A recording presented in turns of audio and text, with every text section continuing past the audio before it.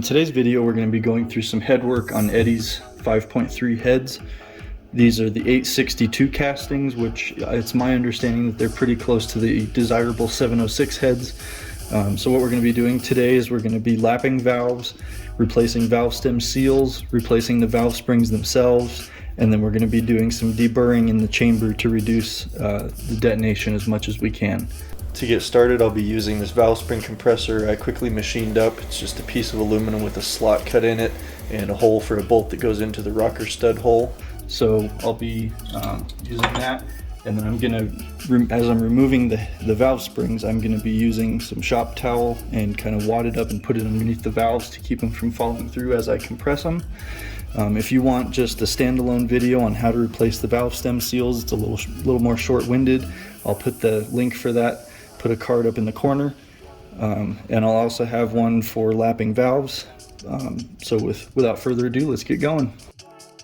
Before we get started, it's time for me to tell you about Built Bottom End Performance parts and tools.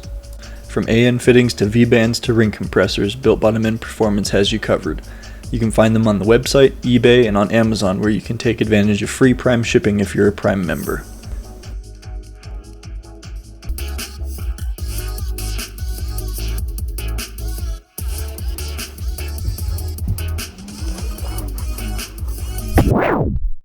It occurred to me entirely too late that I should probably have something between the workbench and the freshly surfaced heads.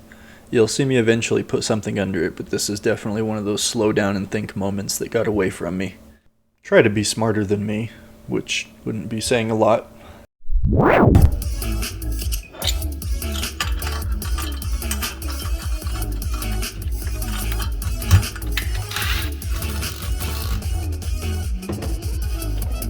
And I'm using a magnet to collect the keepers.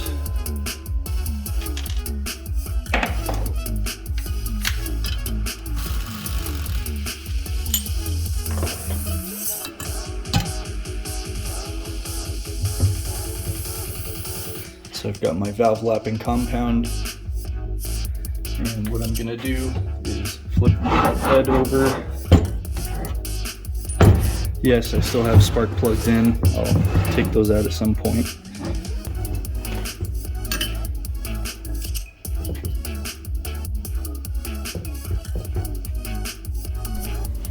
So I'm just going to take a little bit of my valve lapping compound and put it around the edge of the seat on the sealing surface.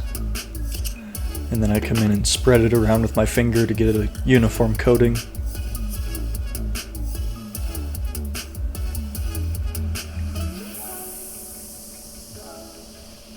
And then I wipe off the combustion side of the valve and put it into the head.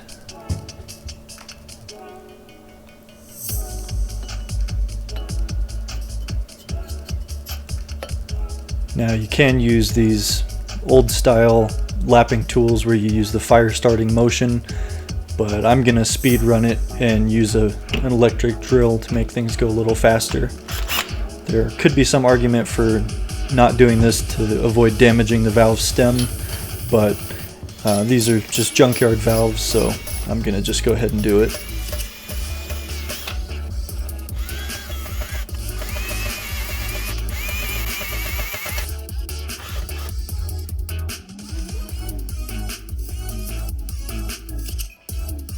So I pull the valve out and then give it a wipe down, try to get as much of the lapping compound off as we can.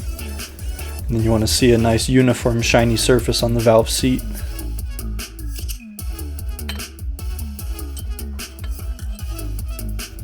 Try to get as much off of the head side of the seat as well.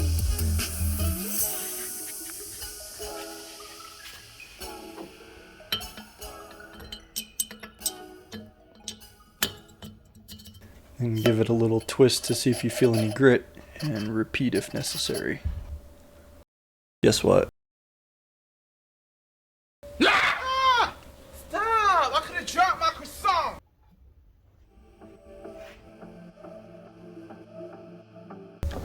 So I'm just using some big channel locks to get the old seal off. I'm sure there's a better way to do it, but it works.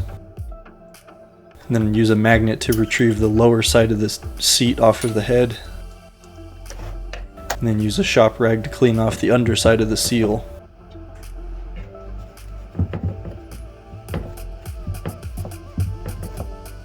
So it is important to note that the intake is black typically and the exhaust is brown.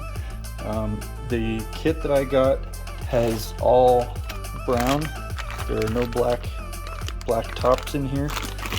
So what I did was measured the valve stem seal, and they're both coming out around 312-ish.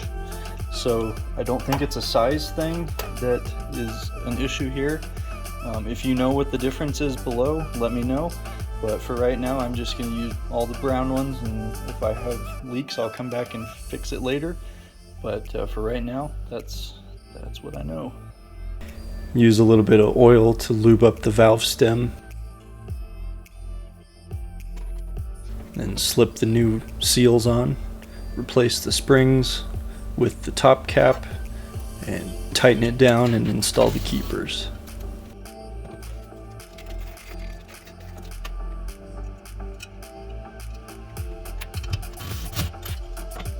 And then you'll see I'm marking the top of the valves with the marker so that I know which ones I've already done.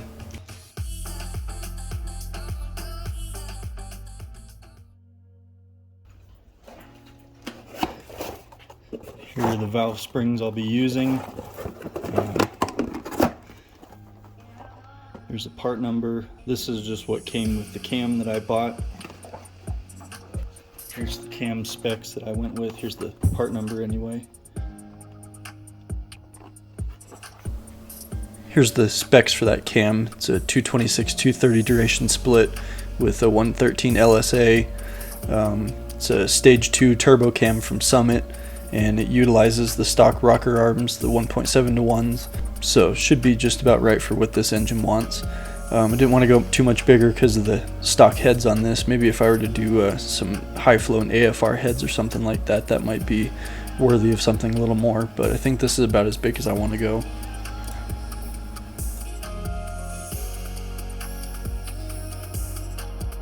So you can see they're a little bit taller, a little bit thicker.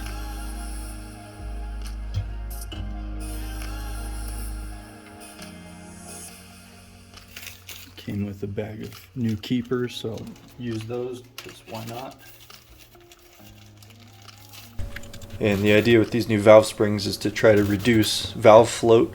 So we'll be running at pretty high RPM, and in combination with boost, that adds up to valve float, and we want to try to minimize that to keep the valves in good condition and try to maximize the horsepower that we can make.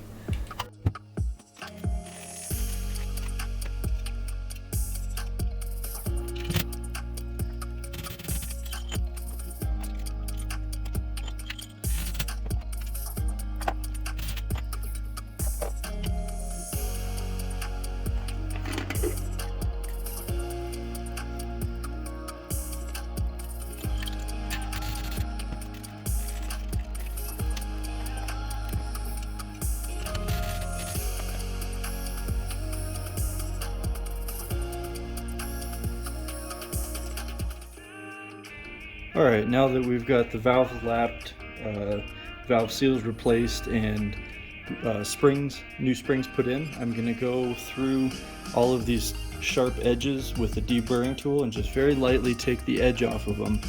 And what that's going to do is hopefully reduce any chances of detonation, because detonation likes to find sharp heat areas like this, just sharp points. Because the material is so thin there, it doesn't take as long to heat up. So we would just want to try to knock those down to a smooth surface as much as we can.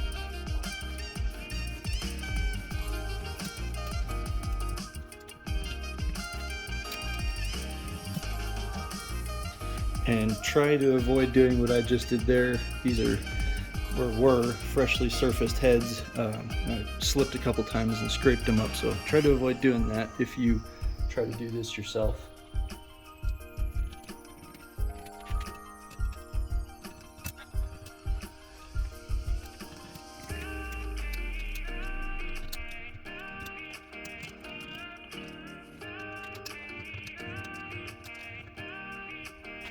Just like that. Well, that just about does it for this video. Thanks for watching. Be kind, and remember, not everything's black and white.